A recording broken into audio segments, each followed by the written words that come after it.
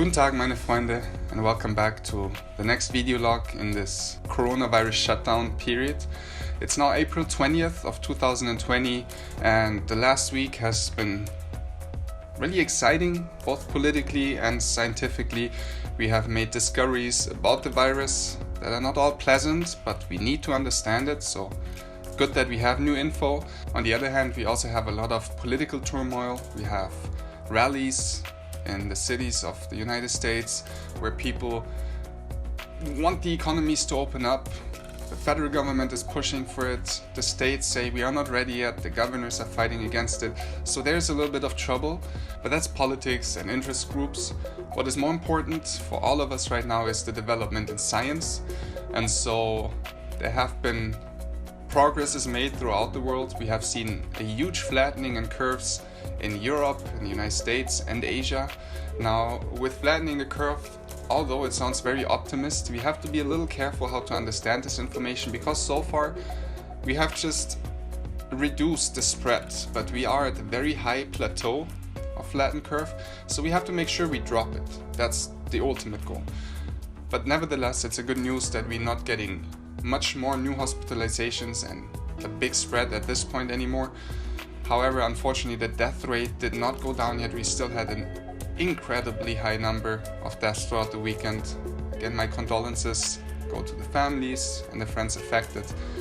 And it has so happened in South Korea that scientists found that patients that had previously been tested positive had now recovered. They tested negative twice within a 24-hour period and were therefore released. Unfortunately, after about 12 to 14 days after this recovery, a huge number of patients once more tested positive for the virus. So scientists were wondering, did these people just get reinfected and the virus entered their system once more? Or did the virus never leave the system, in which case it has either not been caught by the test or it fell dormant, which is another feature of viruses I will get into a little further later on. And this is why in today's video log I would like to speak a little more about the biology of viruses, what makes it special from other diseases, how does it affect our body, and how is this coronavirus, or this novel coronavirus, how it's called, different from most other viruses so far. In order to better understand what is possible, what can these viruses do, and where could all this go, I have decided to make a little summary of how viruses work, how they infect us, and what makes this novel coronavirus so special. And in order to keep it simple, I have made very abstract little sketches and images for you to understand. Of course, the reality is a lot more complex, and if you want to know a little more about the biology of DNA and cell reproduction and viruses, I can recommend there's tons of videos online made by experts that really go into great depth. But like I said, for the purpose of this video, it's more about a general understanding of how this works. So please don't get too caught up on the details. I hope you can follow, and if there's anything you didn't understand, just feel free to ask me. Humanity has always been burdened by diseases.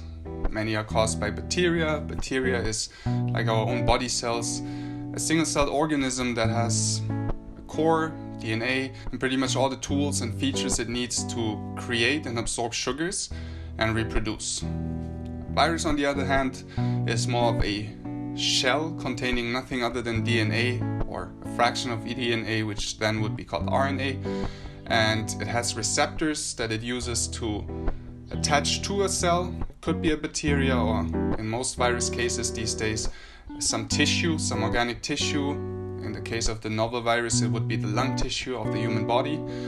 And it finds its cell, and then it attaches to it, it enters its DNA or RNA information, and that's how the cell gets infected. Now the cell core will take in this DNA or RNA information and make it part of its own, and then as the reproduction goes on, you get the picture, the virus can reproduce. Now you could already hear that there are viruses containing DNA and RNA.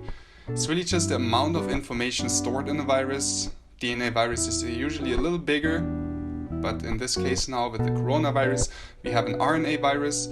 RNA is a fraction of DNA, so it's much smaller, which is why a virus like this can be airborne and basically travel on particles through the air. What is DNA or RNA? It's basically an accumulation of information, of coding. You could say it's like the instructions of how to build organic matter, or maybe even an animal or something complex as a human being with different types of tissue, but that's all stored in the DNA. So these information are extremely important, and as we grow older, our cells constantly reproduce and constantly copy this DNA. Pretty sure you have seen the double helix of a DNA before, at least a symbol of it. So double helix hints there's two parts, in which case a cell reproduces. These two parts are separated and then put together from small building blocks, similar to something like mega blocks or Lego. And then the double helix is again filled up in both ends, and we have two double helixes. Now this is where the virus comes in. As soon as it has entered its DNA or RNA into the human cell, this fraction becomes part of our DNA, and as we copy our helix, we also copy the bad virus information, and that's basically how the virus infects a cell, and then from then on reproduces by the cell reproducing itself. Not only that, but the virus can also mutate, and mutations are again very complex. I tried to explain it simple.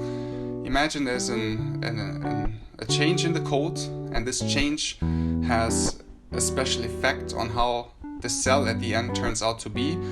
Now the good news is mutations in DNA don't happen very often, but for the most part these mutations are not really efficient for the cell. It's like a random piece of code. Imagine you just scribble something into a code. It's not really going to work and execute in the program. Very similar in our DNA. Most mutations just don't work and simply get destroyed and fall out of our body. Now this has to do mostly with the complexity of our DNA, which is not the case in an RNA virus. Again, an RNA virus is much smaller because it just holds a fraction of code. And of course this fraction of code could be altered a lot easier than a complex double helix of DNA. So the mutations in the viruses like the Covid19 are much more likely and much more frequent to happen than in a more complex DNA virus or even our own DNA. Now what makes mutations so dangerous? Obviously, it would alter the features of the virus. In some cases, a virus may even access parts of your own DNA and then use these parts to become stronger or more resilient or just even smaller, or I don't know what feature might improve the livelihood of this virus. But the good thing is this is all based on odds, so it's not like the virus just goes and picks and chooses what works. It's more of coincidences how this DNA is put together, and again I can reassure you in a huge majority, way over 99% probably, of mutations just simply don't work, so they don't lead anywhere.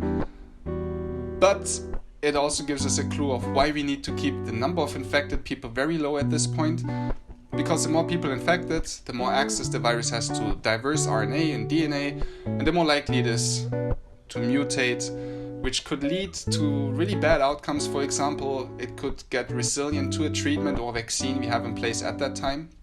Now imagine we working hard on finding the solution, and by the time we finally have a treatment, we also find that there's mutations and our medicines, vaccines simply don't work anymore.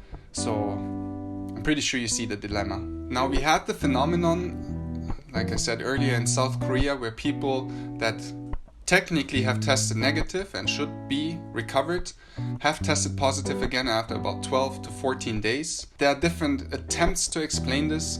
One of them sure is that the tester might have simply failed or not discovered it. But the point that there's so many people recovering and being basically reinfected or showing the infection again after the same amount of days, that's just a chance that is not very sound in a natural sense. It must have some connection, and that's where scientists assume this virus might have fallen dormant. Now what does that mean, a dormant virus? Let me pick an example. There are several viruses we have in our environment that have this feature already. For example, HIV. It can be symptomatic or asymptomatic. In many cases, it's really just in your system, in your body, but it's not really doing anything just yet. This is a dormant virus. Another good example would be the herpes virus. It's introduced to our system. It usually gets stored and falls dormant somewhere in our spine, in the nervous cells, and then later on, caused by different triggers, the virus might activate or reactivate, and the herpes would then expose itself somewhere in our skin in these not so pleasant looking rashes, or how you explain it. And that is also when a virus like the herpes is again most infectious.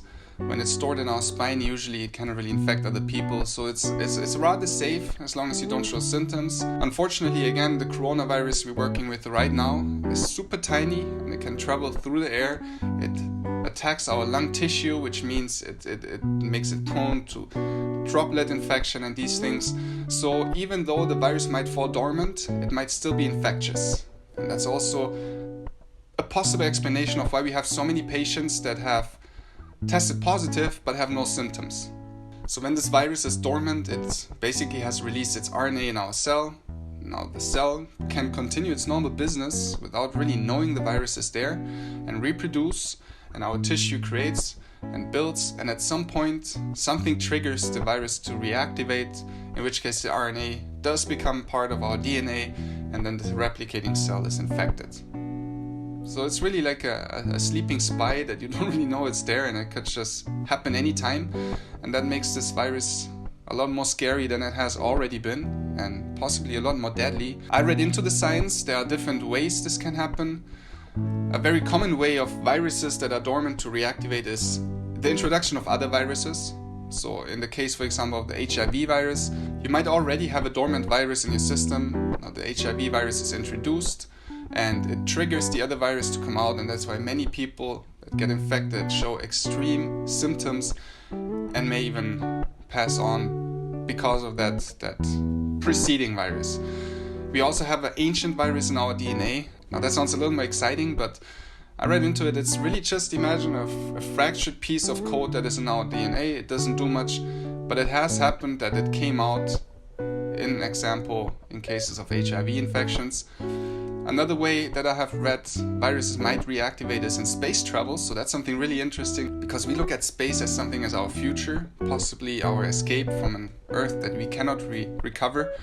So not being able to space travel because of all these dormant viruses in our system may cause a huge problem. So understanding this in the long run will help everyone. Because imagine it's not the virus itself that's just showing, but maybe dormant features or other viruses that are now activated, and that's why some people show headaches, others show stomach flu, others show severe flu symptoms in respiratory problems. So this might be another explanation, another reason why we need science to do its research, to be funded well, and to communicate freely across countries right now.